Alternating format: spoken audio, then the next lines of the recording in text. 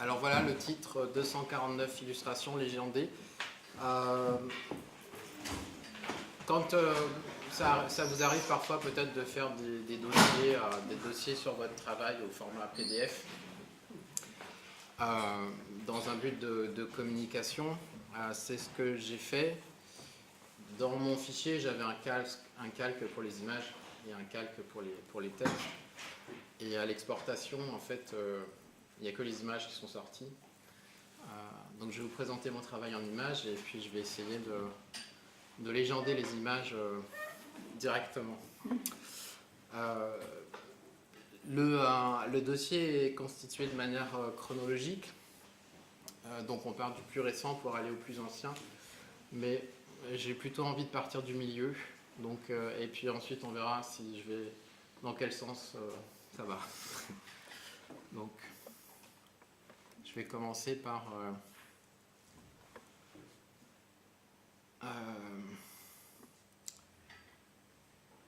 alors attendez, le milieu il se trouve à peu près ici. Voilà. Et je voulais commencer par à peu près peut-être une des seules, une pièce en tout cas avec du texte, même si c'est des images qui vont être un petit peu difficiles à lire, mais je vais vous décrire ce qu'il y a écrit. Donc à gauche, vous avez une page de livre, une page de faux titre, sur laquelle est imprimé Framing and Being Framed. Et à droite, une autre page de faux titre sur laquelle est écrit comment on écrit l'histoire. Et je crois que ces deux énoncés, ces deux faux titres qui sont empruntés à d'autres, à gauche, en fait, ça provient d'un ouvrage de Hans Hacke, d'une série d'œuvres qu'il a faites dans les années 70, où il s'intéressait à la construction de la valeur d'une œuvre notamment de Manet qui s'appelle La botte d'asperges. Et en menant une enquête en fait sur les différents possesseurs de ce tableau-là, en partant de Charles Efrosi jusqu'à son arrivée dans un musée, il mène comme ça, il construit le récit de la construction de la valeur de cette botte d'asperges. Et il y a une anecdote dans cette botte d'asperges que j'aime beaucoup, puisque Efrosi avait proposé, Manet lui avait commandé cette botte d'asperges en échange de 800 francs. Et lors du paiement, le collectionneur Efrosi lui a donné 1000 francs. Et en remerciement, Manet lui a peint une asperge de plus, un autre petit tableau qui se trouve au musée d'Orsay, en lui précisant qu'il en manquait une à votre botte. Donc c'est une histoire que j'aime bien. Et donc, bon, cette page-là, elle provient de cet ouvrage sur lequel est reproduit en fait la peinture de Manet dans son cadre. Et cette question de l'encadrement et le fait d'être encadré sont des questions qui m'intéressent vraiment beaucoup, à la fois dans le rapport à la question de l'exposition, de l'institution, et également sur la vie des œuvres d'art, sur leur transit. À droite, c'est une page de faux titres qui, excusez-moi, vient d'un ouvrage de Paul Venn qui s'appelle L'Histoire. Donc c'est ces deux fragments qui sont simplement arrachés et réencadrés, donnés à voir, qui peut-être sont une manière de représenter les activités à l'œuvre dans mon travail. Alors soit je pars par là, mais j'ai plutôt envie de partir par là. Comme on est dans une école de photographie, je me suis dit c'est l'occasion de m'interroger un peu aussi sur mon rapport aux images, sachant que je ne suis pas photographe, mais j'utilise beaucoup des images déjà existantes qui sont remises en circulation. Et j'ai une réelle fascination, intérêt pour voilà, des images qui donnent à réfléchir. Et en l'occurrence, dans cette série qui s'appelle World Mirrors, je me suis intéressé à des photographies de miroirs anciens dans un ouvrage publié par Sotheby's et qui représente des objets d'art, des objets décoratifs dans des catalogues de vente qui témoignent de la circulation de ces objets à travers le temps. Et ce qui m'avait particulièrement frappé en fait dans ces images, c'est qu'à aucun moment en fait on voit le reflet du décor dans lequel ces miroirs ont été photographiés. Donc ils sont comme arrachés en fait du contexte dans lequel ils ont été photographiés par le biais d'un subterfuge technique. Alors peut-être vous saurez mieux comment ça a été réalisé, mais soit au moment du tirage de la photo par un gommage tout simplement de ce qu'il y avait à l'intérieur du cadre, ou par le fait de photographier à travers un drap qui permet du coup de ne pas voir la réflexion du contexte dans lequel ces images ont été photographiées. Donc c'était des petites vignettes qui se trouvaient dans un ouvrage en noir et blanc, vraiment à titre documentaire, et je les ai réagrandies au format des miroirs originaux, puisque dans la légende étaient indiquées les dimensions des objets originaux. Donc ce sont des sérigraphies sur des plaques d'aluminium qui font de ces images en fait de nouveau des objets qui ont après leur vie, leur circulation. Ce qui était important pour moi aussi dans cette série-là, c'est que j'avais choisi des photographies dans lesquelles l'intérieur du miroir ressemblait un peu à une sorte de nuage, enfin une texture un peu nuageuse comme ça dans l'image, et j'étais assez fasciné par ces motifs un peu nuageux à l'intérieur du miroir qui ne réfléchissent plus et qui ouvrent sur un espace comme ça un peu vaporeux, un peu suspendu. Donc ils appartiennent à différents styles, différentes époques. Donc ils ont été réunis à l'occasion de plusieurs expositions, et puis ensuite en tant qu'objet d'art, ils ont vécu une nouvelle circulation. Et à droite, un jour je suis tombé dans un magazine de décoration, Elle Espagne, et puis qui présentait l'intérieur en fait d'un palais romain de collectionneurs qui avait acheté un de ces miroirs. Et donc je trouve ça assez amusant de voir cet objet avec la collection de soupières qui se trouve dessous. J'ai un grand intérêt pour le travail de Louis Lawler, et j'ai trouvé dans cette image de magazine une sorte d'écho comme ça à son travail qui m'a beaucoup séduit.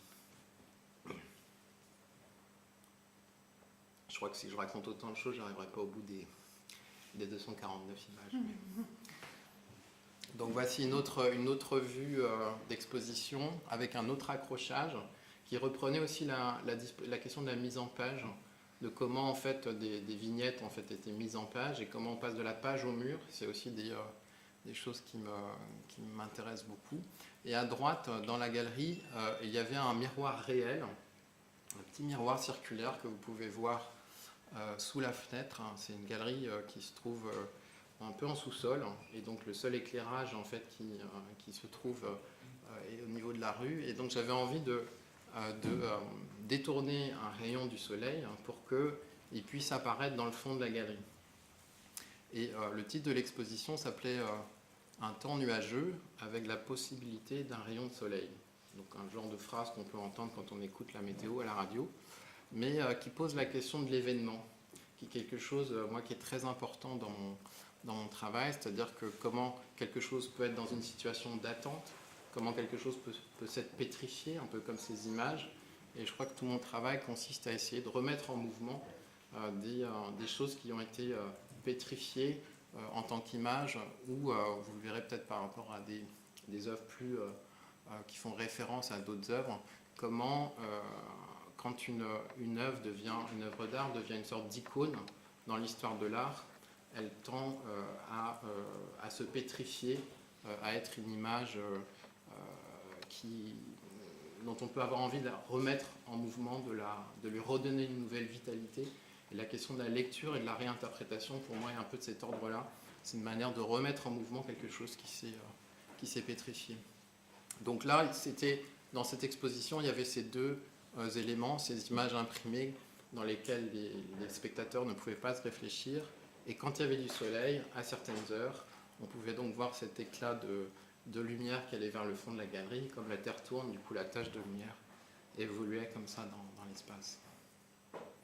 Je ne vais pas tout commenter. celle-ci, c'est une autre installation qui pose aussi peut-être cette histoire de cadre et d'attente. J'ai eu un intérêt à un moment donné pour la pratique, une technique de papier marbré japonais qui s'appelle le suminagashi, qui est une technique très, très ancienne, qui permet de produire des papiers décoratifs par un jeu assez simple, où sur le pinceau, en fait, sur un des pinceaux, vous avez de l'encre, sur l'autre pinceau, vous avez un répulsif, et l'alternance en fait, du mouvement entre le pinceau avec encre et le pinceau avec répulsif crée des ondes excentriques sur le papier, et après, simplement avec le déplacement de l'air, crée ce motif marbré, ce brouillage que vous pouvez voir sur la gauche. Donc ces papiers-là ont été réalisés par Tadao Fukuda, qui est un trésor national vivant au Japon, parce qu'il y a des personnes qui sont porteuses en fait, d'un savoir-faire qui se transmet à travers le temps. Et donc ce papier a été réalisé par cette personne. Et ce qui me fascinait dans ces papiers-là, par rapport à la question de la diffusion, c'est que le premier point porté au centre de la feuille, enfin pas au centre de la feuille, mais au centre du bassin, à droite c'est une installation avec des cuves d'eau en acier inox que j'avais fait faire, et dans laquelle, en fait, dans l'exposition, il y avait simplement de l'eau, mais pas d'encre. C'est une situation vraiment d'attente. Donc, ce qui m'a fasciné dans ces papiers-là, c'est que le premier point qui est passé au centre de la feuille, au moment où on fabrique le papier, se retrouve à la périphérie, à la fin du dessin. C'est-à-dire que comme, en fait, chaque mouvement repousse le suivant, le premier point, vous voyez ces ondes excentriques, le dernier point se trouve au centre et le premier point se trouve à la périphérie. Et j'ai trouvé dans cette technique-là quelque chose qui racontait ce que pouvait être aussi la diffusion, la circulation, ces questions de transmission qui m'intéressent, et cette notion d'événement ou d'accident dans le cours de l'histoire qui va parfois modifier la trajectoire d'un objet. Dans cette même fascination pour des motifs sinueux et marbrés, à un moment donné, j'ai regardé un ouvrage que Piranèse avait publié à Rome à la fin du XVIIIe sur l'ornement des cheminées. Et j'ai été assez subjugué en fait par sa représentation de la fumée.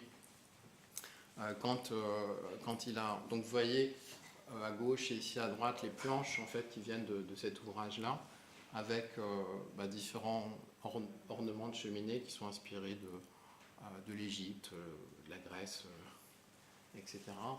Mais ce qui m'a vraiment subjugué, c'est le fait que la fumée, qui est un élément très mobile, et là est représentée comme de la pierre. Il y a vraiment une sensation de pétrification de la fumée qui est représentée dans la gravure.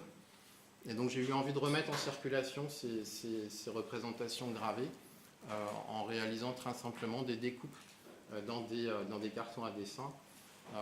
Donc des découpes biseautées comme on fait pour encadrer des images qui font abstraction du contexte ornemental qui avait été dessiné par Piranèse pour ne montrer que ce moment de la fumée qui s'est figée avec un objet qui est plutôt destiné à redéplacer ces images, à les remettre en circulation. Deux autres exemples là avec d'autres types de produits dérivés, de sérigraphie, de cartes postales, enfin tous ces objets imprimés qui véhiculent et retransmettent l'histoire de l'art sont vraiment des objets à partir desquels je travaille. Donc la pièce que vous voyez à droite est composée d'un puzzle de Jackson Pollock qui reproduit une peinture de Jackson Pollock qui s'intitule Convergence et ce produit dérivé a été produit et contemporain de Jackson Pollock. En fait, il a été fabriqué une dizaine d'années après la peinture, dans les années 60. La peinture datant des années 50 était vendu à l'époque comme le puzzle le plus difficile du monde. Et un jour, je me promenais dans une boutique de musée. J'aime bien les boutiques de musée, j'ai pu le constater tout à l'heure, parce que il se passe des choses assez intéressantes dans la diffusion de ces idées d'œuvres. Et c'était à la boutique du SF MoMA à San Francisco, et je tombe sur une boîte de puzzle de Jackson Pollock. Je trouve ça plutôt amusant, l'écho formel entre la découpe des pièces du puzzle et le dripping. Et au dos donc je l'achète, et au dos de la boîte, je vois que c'est la réédition du puzzle original. Alors, je ne sais pas s'il existe. Donc, qui est celui-ci, fait dans les années 60. Donc, je suis parti à la recherche du puzzle original sur eBay. Et un jour, donc, je finis par trouver la bonne version du puzzle de Jackson Pollock.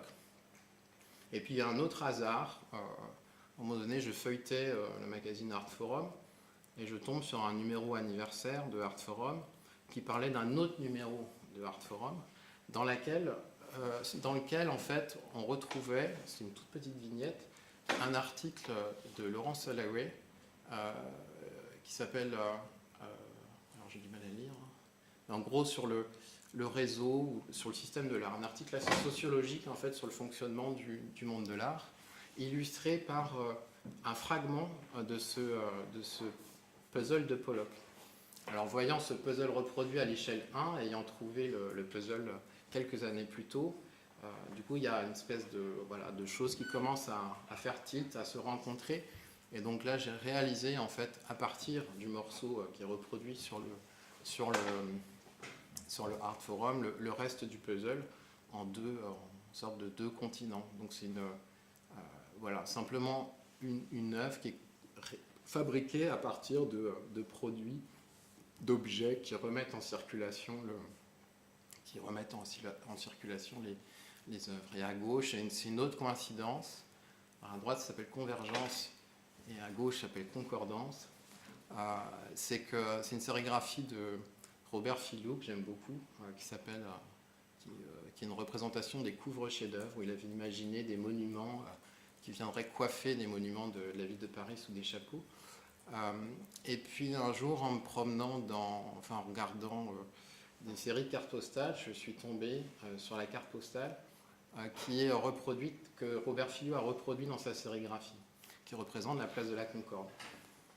Et donc là, dans cette présentation-là, vous avez la sérigraphie de Robert Filou qui est présentée, et le verso de la carte postale avec un message qui a été envoyé par une personne qui s'appelait adressée à une certaine Christiane, ma chère Christiane, qui envoie de ses nouvelles d'une visite à Paris. Et je suis assez fasciné par ces rencontres entre une histoire de l'art et puis des choses qui sont comme ça beaucoup plus anecdotiques et individuelles. Peut-être vous parler là de mon intérêt, ma fascination pour cet objet, pour cette plante qu'est le cactus. J'ai eu, il y a quelques années, conduit une recherche à la fois iconographique, en collectionnant des images, des photos, des livres, sur un phénomène culturel qui m'a captivé, qui parle de la relation que les hommes ont avec ces plantes que sont les cactus. Et en faisant une recherche bibliographique, beaucoup de sources dans mon travail proviennent de l'espace du livre et de l'imprimé, parce que dans le rapport à l'histoire, ce qui m'intéresse dans les livres, c'est de voir comment tout ce cheminement, ce travail de transmission dont je vous parlais tout à l'heure, vient à un moment donné se condenser dans un objet imprimé qu'est le livre. Et donc là, j'ai à la fois collecté des différentes images qui témoignent de cette relation que les personnes peuvent avoir avec cette plante, et aussi comment ce goût pour la culture domestique du cactus s'est propagé en Europe et aux États-Unis entre la fin du 19e siècle et les années 30. Et je me suis rendu compte, en fait, en collectionnant tous ces livres sur la culture domestique du cactus, qu'il y a eu une sorte de pic de popularité dans les années 30, juste après la crise de 29. C'est assez drôle. Le cactus est peut-être une plante de crise. Et vous avez dû le remarquer depuis quelques années, c'est une plante qui c'est pareil, qu'il y a une certaine... bon, c'est une plante qui est assez à la mode, enfin peut-être il y a quelques années en tout cas, il y avait une espèce de retour d'intérêt dans la décoration, dans les magasins, dans l'art aussi, de beaucoup d'œuvres qui jouaient avec cette plante-là. Et donc j'ai collecté ces différents ouvrages et pour voir un peu comment ce goût, cet intérêt pour la culture domestique du cactus s'est propagé, s'est diffusé à travers l'espace et à travers le temps sur une période de temps assez une cinquantaine d'années. Donc à droite, vous avez ici un ensemble de photographies que j'ai collectées dans différents endroits, beaucoup sur eBay. Et puis j'ai réalisé ces portes, j'ai réutilisé des porte-plantes pour non pas présenter des plantes, mais des spécimens vivants, mais plutôt ces livres-là. Donc les tablettes, ce sont que des porte-plantes usagées. Et les tablettes, je les ai sectionnées pour pouvoir présenter les différents ouvrages qui témoignent de la circulation de ce goût-là.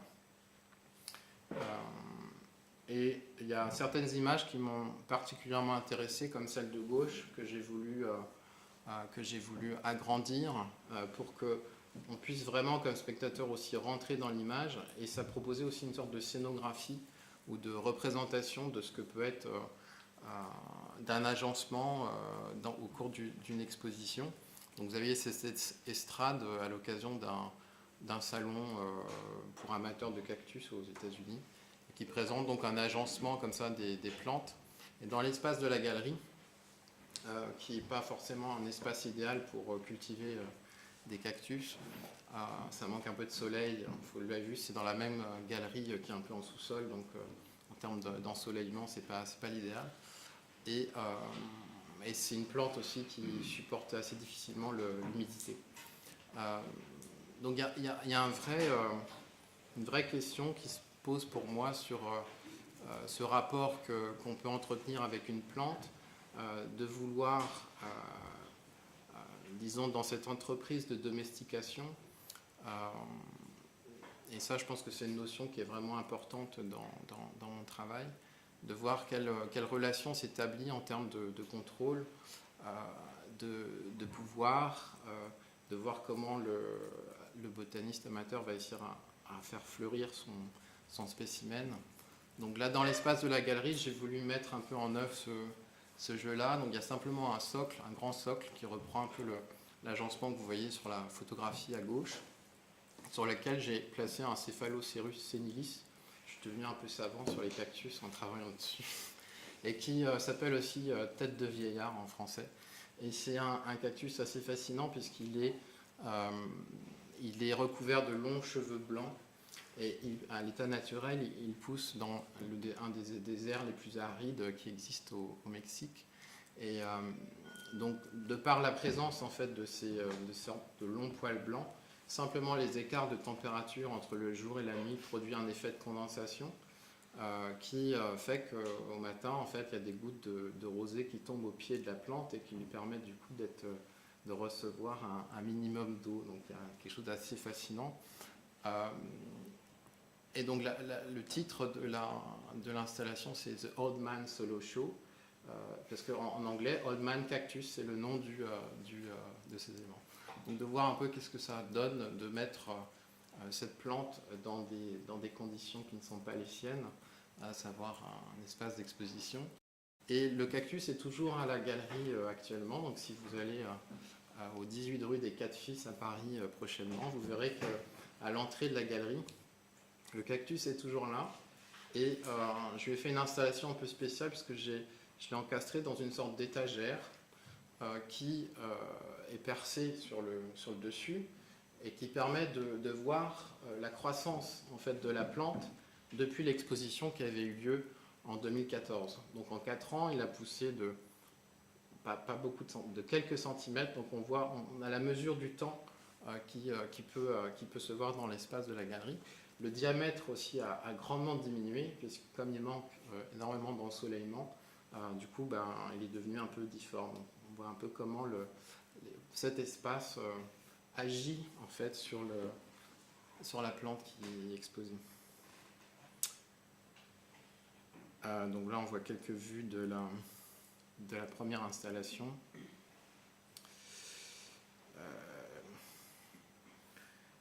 Dans ce rapport à la domestication,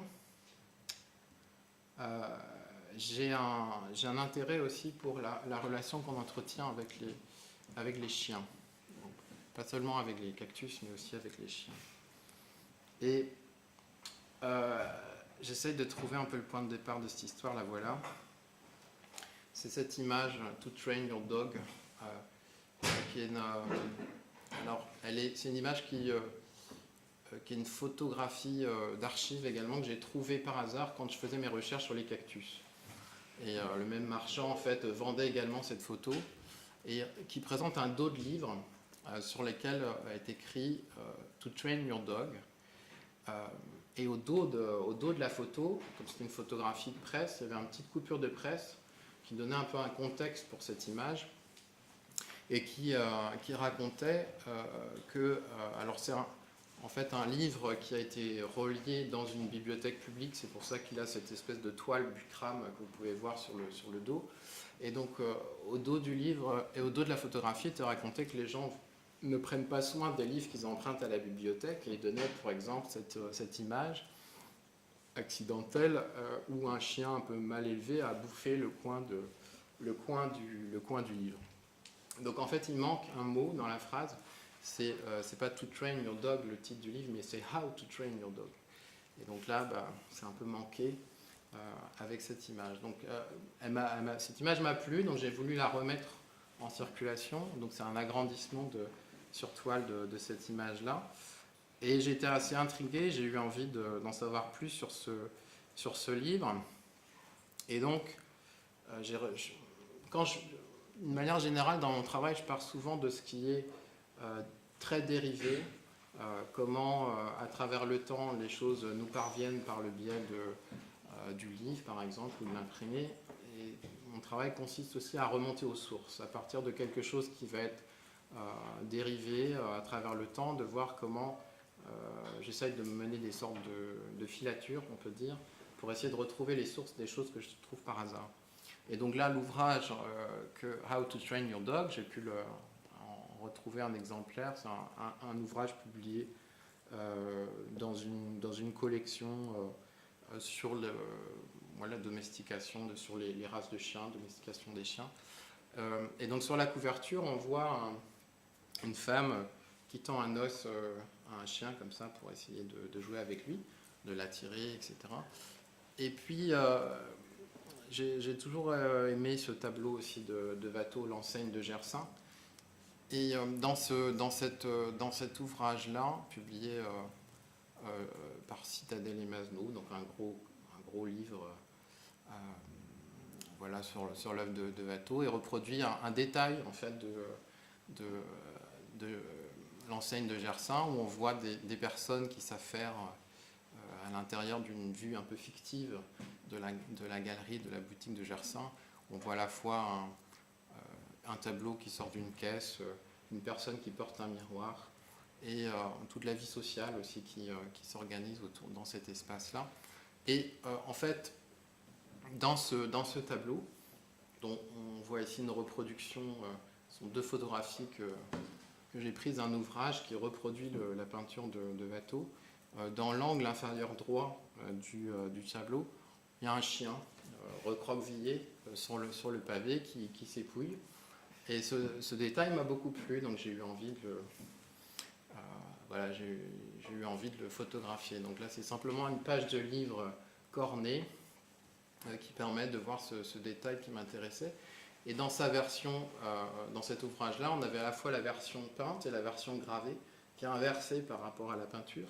Et donc dans la peinture, le chien se trouve à droite, et dans la gravure, le chien se trouve à gauche. Et c'est ce qui, mais j'y reviendrai peut-être tout à l'heure, c'est ce qui m'a aussi donné l'idée d'une autre exposition. Donc là, dans cet ouvrage-là, comme il manquait le chien en fait dans le boîtier, j'ai eu envie d'utiliser la boîte dans laquelle le livre sur Watteau était mise pour y ranger ce livre How to Train Your Dog.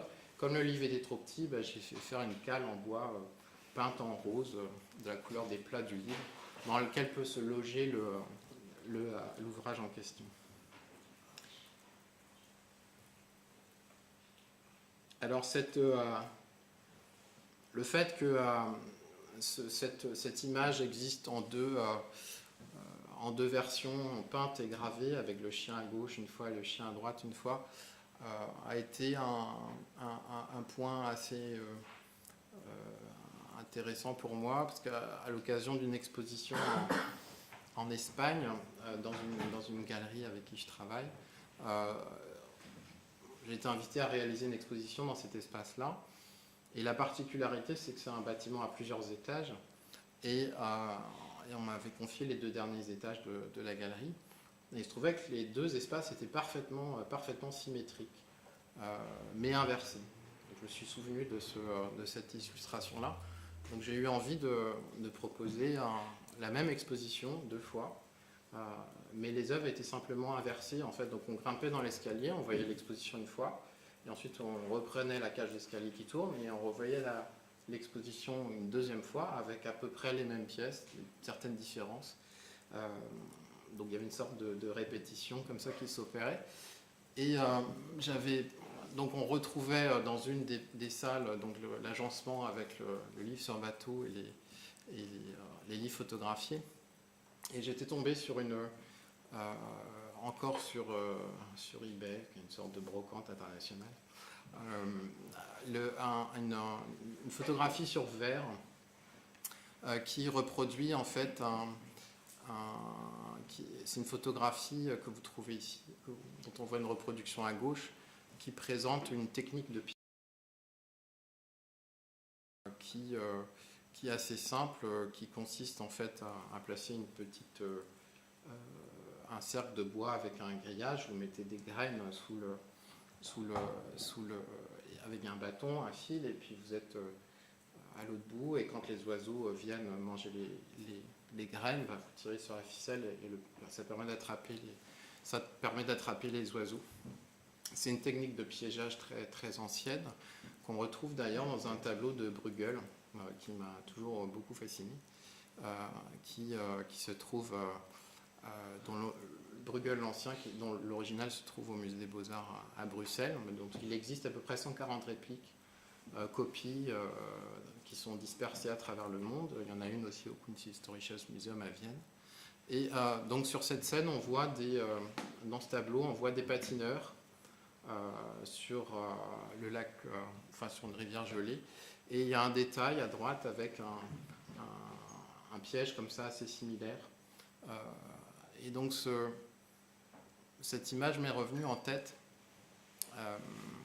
qui confronte à la fois le divertissement, le jeu, une forme de légèreté à travers le patinage, et puis la menace imminente de quelque chose qui peut tomber. Et au premier plan de ce tableau-là, il y a un trou, en fait, dans la rivière gelée, dans lequel les patineurs peuvent éventuellement tomber. On a la présence de ce piège-là, en fait, qui crée une tension comme ça dans l'image. Donc toute l'exposition a été construite à partir de cette trouvaille, de cette image-là.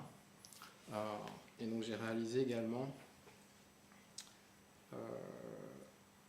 cette figure for trap, c'est une technique, le piège en fait qui est représenté dans le tableau de Bruegel, mais là que j'ai réalisé à partir des dalles de marbre en fait du sol de la galerie. Comme il était très bien poli, il y a eu également une pièce qui était faite avec des patins de figures artistiques, mais dans ces patins-là, j'avais changé les lacets pour qu'ils soient beaucoup plus longs.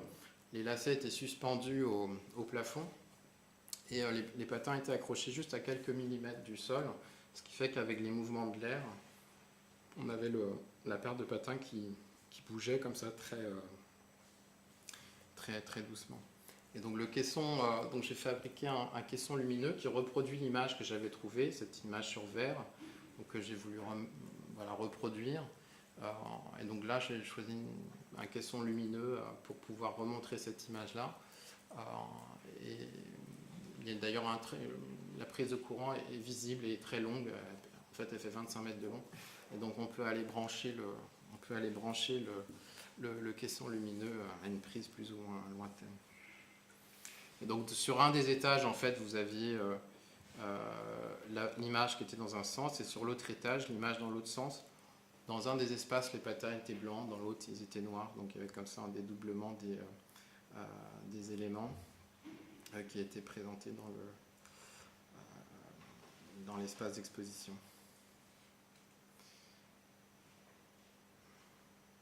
À gauche, c'est une autre installation que j'ai réalisée dans le cadre d'une exposition qui a eu lieu l'année dernière, où j'ai commencé à m'intéresser après les cactus, les suminagashi, les chiens, je vous en montrerai d'autres, au clavecin.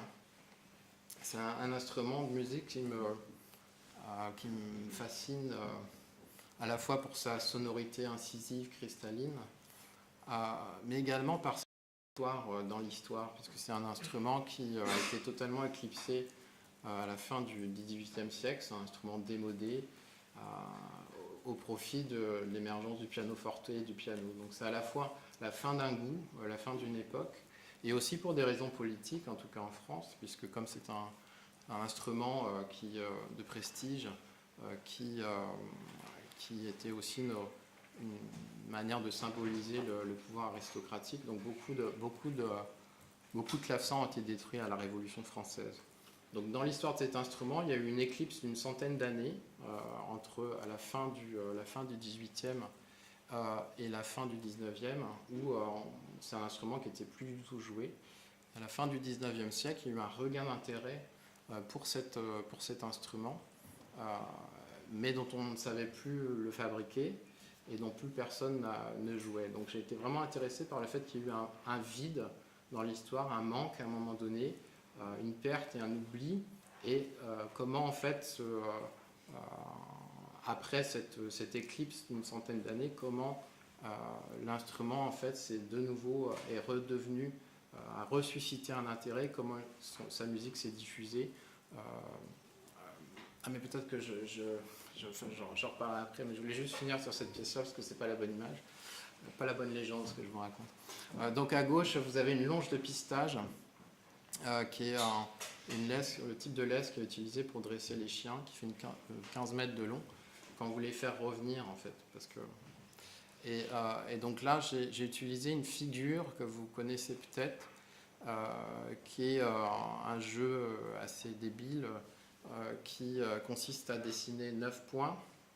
Vous avez face à vous 9 points et on vous demande de relier ces 9 points en un maximum de 4 lignes, en traçant 4 lignes.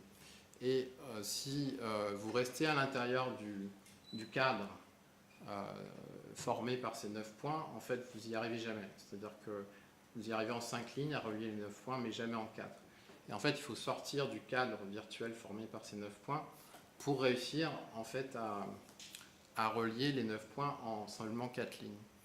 Et ce petit jeu-là sert comme exemple dans les manuels de management et de marketing pour expliquer ce que c'est que la pensée créative. Et donc ça s'appelle Thinking Out of the Box. Donc c'est un exemple qui est donné pour expliquer voilà, c'est quoi la pensée créative en rapport au cadre. Donc là, ce jeu-là est refait simplement avec une longe de pistage et 9 patères murales que j'ai achetées, récoltées, de styles très différents. Vous avez des crochets, il y en a un c'est un doigt, un autre c'est un crochet en laiton, certains crochets édités par des maisons de design, donc qui renvoient comme ça à différents environnements domestiques assez divers, à travers lesquels cette ligne passe. Et au bout, vous avez la boucle en fait qui n'est reliée à rien, donc une réinterprétation de ce... Ah oui, alors les chiens. Un jour, je suis tombé sur le livre que vous voyez à gauche, sur les pugs, les carlins, qui reprend le design graphique, enfin le design graphique reprend les compositions de Mondrian. Et Donc j'ai trouvé ça assez intéressant de voir comment, à partir d'une source originale, on en arrivait à ce type d'objet. Et j'ai eu envie une fois que ce qui m'amusait aussi, c'est que l'auteur de cet ouvrage, alors j'arrive pas bien à le lire, c'est Philomena Doherty. Moi, ça me faisait penser à d'autres choses que j'avais faites à partir d'un ouvrage de Brian Doherty, enfin bref. Et donc là, j'ai simplement, quand j'ai trouvé cet ouvrage-là, j'en ai cherché d'autres. Donc vous voyez ici les différents noms. Et j'ai réalisé des tableaux en bois laqué dont les formats en fait sont donnés par les standards de la Fédération internationale de cynologie qui définit des normes sur les races de chiens, à savoir quand vous voulez un carlin, pour avoir ce label-là, il faut qu'il mesure 35 cm entre le pied et le garrot, et la distance aussi entre la pointe de l'épaule et la pointe de la fesse doit faire aussi 35 cm. Donc ça, c'est les mensurations idéales de ce chien-là. Donc chaque tableau a été réalisé à partir de ces mensurations. Et donc j'ai prolongé les lignes de la couverture avec des lacets de cuir qui sont encastrés dans le tableau. Et dès qu'on sort du cadre, c'est un peu plus fantaisiste. Ah, il y a une autre image de chien. En fait, c'est un motif qui m'a un peu promené aussi à travers les images. Ici à droite, ça vient d'un tableau de Teniers le Jeune qui est conservé au Kunsthistorisches Museum à Vienne. Et au premier plan, il y a cette image de deux chiens qui se disputent un même bâton qui m'avait beaucoup plu. Donc j'ai photographié ce détail dans le musée. Et le reste du tableau est imprimé sur un poster à l'encre dorée au sol. Mais je vais peut-être revenir à ces histoires de clavecin. Donc ça, c'était l'exposition qui a eu lieu au printemps dernier, à partir de mes premières recherches sur le clavecin. Donc à gauche, c'est une structure, une sorte de mobile qui reprend la disposition des pieds d'un clavecin Hemsch, ce qui est un facteur de clavecin au XVIIIe siècle. Donc la seule chose qui reste de cet instrument dans l'installation, ce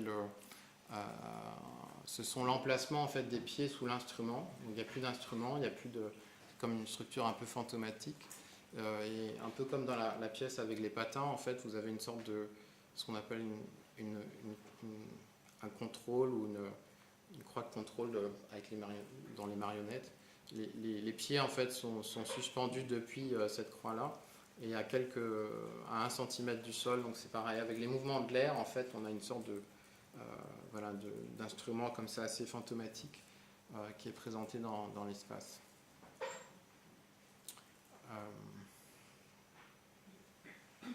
Et peut-être je vais terminer sur la dernière exposition que j'ai réalisée, qui s'est terminée en novembre, qui était au Centre d'art de la Criée à Rennes.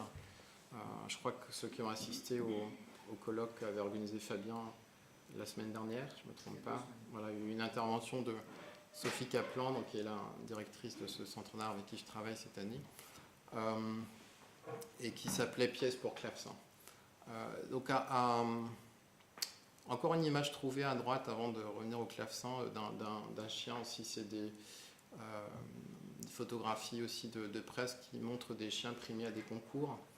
Et dans cette photographie-là, dont on voit les traces de recadrage pour la publication, il y a un masquage en fait de la laisse qui tient c'est-à-dire que vous voyez une main avec une laisse, et pour la reproduction dans le livre, en fait, la laisse a été masquée en fait avec de la peinture pour donner l'impression que le chien se tient lui-même en fait en position comme ça d'image fixe, alors qu'en fait une emprise ou une force ou un contrôle qui s'exerce sur l'animal. Donc là, j'ai utilisé un film inactinique qui était utilisé à cette époque-là aussi pour détourer les images. Et le cadre qui est formé par cadre rouge montre simplement, élargit tout simplement le cadre par rapport à la reproduction de l'ouvrage pour montrer cette main. Et à gauche, vous avez le carton d'invitation de l'exposition que j'ai faite donc à la Criée l'automne dernier, qui s'appelait Pièces pour clavecin. Et vous avez en haut une photographie d'Elina Broterus, un autoportrait que j'ai utilisé pour communiquer sur mon exposition. L'exposition que je vous ai montrée dans la galerie au préalable avec le clavecin suspendu et la laisse de chien s'appelait Harpsichord Suite for Still Dogs, donc suite pour clavecin pour chiens tranquilles ou chiens. Still Dogs, c'est le titre de la photographie qui se trouve à droite. Et quand j'avais posté le titre de ce titre d'expo en fait sur Facebook, Elina me dit j'adore le titre de ton expo parce que non seulement je possède un chien, ce que je savais parce qu'on le voit souvent dans ses photographies, mais elle est aussi claveciniste. Et ça je ne savais pas du tout. Et donc je lui ai demandé quand est-ce que tu fais un autoportrait de toi avec ton chien et ton clavecin. Elle m'a dit bonne idée. Et donc elle a réalisé cette photographie. Et donc elle l'a postée sur son compte Instagram. Elle me dit voilà, j'ai fait la photographie. Et donc je lui ai demandé du coup d'utiliser la photographie qu'elle avait réalisée pour mon exposition à la Criée. Donc j'aime beaucoup aussi le fait d'utiliser l'image d'un autre artiste pour mon exposition. Donc là on la voit sur son clavecin avec son chien qui s'appelle Marcello. Avec la laisse et cette main qui tient l'animal. Et donc dans l'exposition à la Criée, j'avais réalisé en fait une installation, une exposition en deux parties. Une partie qui était une salle de concert, dont vous voyez ici une photographie, avec une scène en premier plan dont je vous montrerai les éléments, et puis les assises qui étaient réalisées à partir de planches qui viennent comme ça d'un marchand de bois. En fait, j'avais envie que les gens soient assis sur du bois brut, en fait, à l'occasion de l'écoute des concerts, puisque le clavecin, c'est un instrument qui est réalisé simplement en bois, avec différentes essences. C'est un grand raffinement technique pour réaliser ce type d'instrument. Et donc j'aimais beaucoup le contraste entre le bois brut et le raffinement de cet instrument. C'est ce qui m'avait particulièrement marqué quand j'avais visité les ateliers de facteurs. C'était de voir en fait qu'ils faisaient sécher leur bois pendant des années et des années pour fabriquer les instruments. Et donc le contraste entre cette matière brute et le produit transformé était quelque chose que j'avais envie de montrer dans l'exposition. Donc dans l'installation, j'avais réalisé un damier.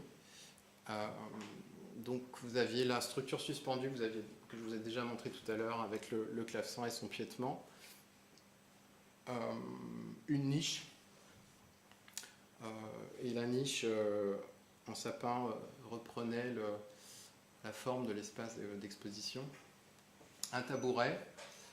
Et donc c'était les trois éléments qu'on pouvait voir sur l'affiche, l'assise, l'instrument et le chien, mais dans son habitat qui était montré dans l'installation.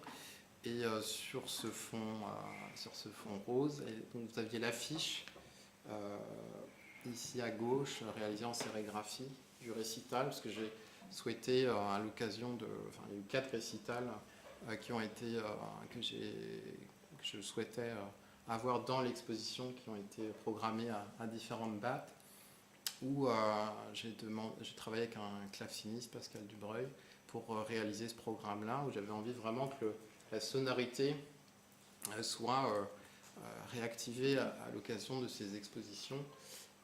Et donc les clavecins qui ont été apportés dans le cadre de l'exposition sont des répliques d'instruments historiques. Donc dans toute la facture en fait d'instruments. Alors je ne vais pas vous raconter toute l'histoire parce que ça serait trop long, mais disons que dans ce goût ou ce souci de vérité historique dans l'exécution de la musique baroque, à un moment donné, il y a eu un retour à une facture traditionnelle de clavecin qui produisent des répliques d'instruments, de facteurs du 18e, 17e, etc., dans ce fantasme ou cette idée de retrouver une sonorité que personne n'a jamais entendue. Donc en se disant qu'en reproduisant les mêmes instruments que ce qui a été produit au 18e, 17e, il y a ce fantasme en fait, de retrouver la sonorité des instruments. Donc dans le milieu de la musique baroque, les partitions baroques sont jouées sur soit des instruments d'époque, mais dans ce cas, ils n'ont pas forcément la même sonorité parce que le bois a beaucoup vieilli, soit des répliques d'instruments qui reproduisent également toute l'ornementation traditionnelle des clavecins.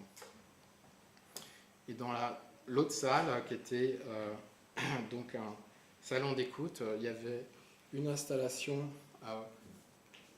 réalisée sonore à partir d'un disque que j'avais trouvé qui s'appelle Vérité du clavecin, et un clavecin en pièces que vous avez à gauche, qui sont tous les éléments qui permettent de construire un clavecin Hemsch, une réplique d'un clavecin Hemsch de 1755. Il en reste, je crois, 4 ou 5 dans le monde des instruments de ce facteur-là. Et donc ce facteur de clavecin, en fait, diffuse en pièces détachées, c'est un genre de Ikea, si vous voulez, pour clavecin, diffuse des morceaux qui permettent, en suivant un plan, de reconstruire un instrument soi-même. Donc là aussi, il y a un souci de diffusion qui se manifeste à travers cet objet-là. C'est un Américain qui avait eu l'idée dans les années 60 en fait, de commercialiser des instruments sous cette forme-là. Donc des bricoleurs amateurs de musique pouvaient donc essayer de reconstruire eux-mêmes leur instrument. Et donc l'installation que vous avez à droite est composée de 2 disques, Vérité du clavecin. Alors le premier, je l'ai trouvé par hasard, et la pochette m'a tout de suite frappé dans son graphisme et dans ce qu'elle raconte, puisque le titre du disque, Vérité du clavecin, c'est pas un nom de composition. On a le nom de l'interprète, Anne Chaplin, et on sait que ça a été joué sur un clavecin Hemsch de 1755. Mais à vrai dire, on ne sait pas quel compositeur est joué sur ce disque. Donc c'est assez rare finalement d'avoir des disques qui font dans leur couverture la promotion de l'instrument, de l'interprète, et pas de la source originale, à savoir des compositeurs qui sont joués. Et on voit donc un clavecin Hemsch 1755 qui est reproduit sur la couverture avec un appareil assez sophistiqué. Enfin, le disque date de 77, qui montre ce souci de fidélité dans la reproduction du son, dans le fait de jouer à la fois sur un instrument historique, mais aussi parce que la prise de son est techniquement exceptionnelle. Le preneur de son, Georges Kisselov, était très réputé à cette époque-là. Il avait utilisé des systèmes de micros qui reproduisaient un peu sur un principe un peu binaural, comme ça. Les micros fabriquaient une sorte de tête de bois, et les micros étaient placés de part et d'autre de cette tête de bois pour la prise de son. Et le disque est gravé, c'est un format 33 tours, mais il faut le faire tourner à 45 tours pour avoir une meilleure, soi-disant, reproduction du signal. Donc il y a tout un argumentaire technique à l'intérieur de la pochette qui explique en quoi cet enregistrement est vraiment exceptionnel. Musicalement, je ne crois pas que ce soit un disque exceptionnel, mais ce qui m'a vraiment intéressé, c'est tous ces à côté sur cette question de la transmission fidèle d'une source qui est racontée dans cette pochette. Et donc j'ai voulu interroger cette vérité. Donc après avoir trouvé un exemplaire, j'en ai cherché un second. Et donc la petite structure en bois que vous voyez à gauche, c'est un présentoir qui montre comme ça les 2 pochettes de ce disque. Et dans l'installation, en fait, vous avez 2 platines de marque Dual, qui est une marque allemande, qui jouent des platines automatiques qui permettent de jouer en fait en même temps les 2 disques, et donc de voir ce que ça donne quand on écoute 2 vérités qui disent la même chose ensemble. Alors la platine de gauche est reliée à l'enceinte de gauche et la platine de droite est reliée à l'enceinte de droite, donc c'est une stéréo. Mais quand on active la pièce, donc au départ, vous avez le signal qui est bien synchronisé, plus ou moins bien synchronisé. Vous avez une stéréo normale qui se produit à l'écoute. Et puis plus on avance dans le disque, malgré la précision technique de la platine, plus les deux pistes en fait se décalent. Donc au départ, vous avez assez rapidement un effet d'écho entre les deux sources pour arriver à quelque chose d'assez cacophonique à la fin. Et donc toute la métrique, le rythme de la musique qui a été écrite devient une nouvelle composition. Et donc sur ce disque, en fait sont jouées la suite en ré mineur de Chambonnière, qui est un compositeur français. Et donc à l'occasion des récitals, j'ai demandé que chaque programme en fait soit à l'occasion de chaque programme soit joué cette suite en ré mineur de Chambonnière. Donc les auditeurs qui sont venus aux différents concerts ont pu voir aussi les variations d'interprétation qui se jouaient dans cette pièce-là, qui étaient très, selon les interprètes, en fait, étaient très différentes à partir d'une source qui était la même. Et lors du dernier récital, qui a été, c'était un récital pour 2 clavecins, l'interprète Pascal Dubreuil avait normalement cette suite en ré mineur se joue pour un seul clavecin, donc il a composé en fait une partie pour un second clavecin pour que cette suite puisse être jouée à 2 clavecins. Et donc on retrouvait d'une certaine manière moi ce qui m'intéressait dans l'installation sonore avec les disques, dans comme ça, un dédoublement de la composition qui était jouée. Donc vous aviez un ampli aussi haute fidélité à tube qui était donc présenté dans l'installation.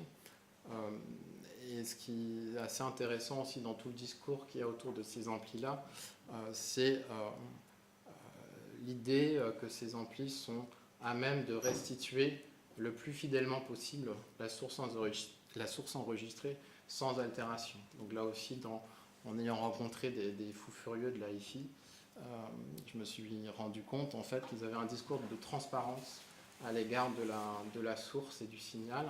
Et donc toute l'installation, j'ai choisi de la présenter derrière une vitrine. Donc les différents éléments, les disques, l'ampli, les platines étaient présentés derrière une vitrine qui formait comme ça un cadre dans l'exposition et qui mettait en jeu cette idée de transparence. Je crois que j'ai dépassé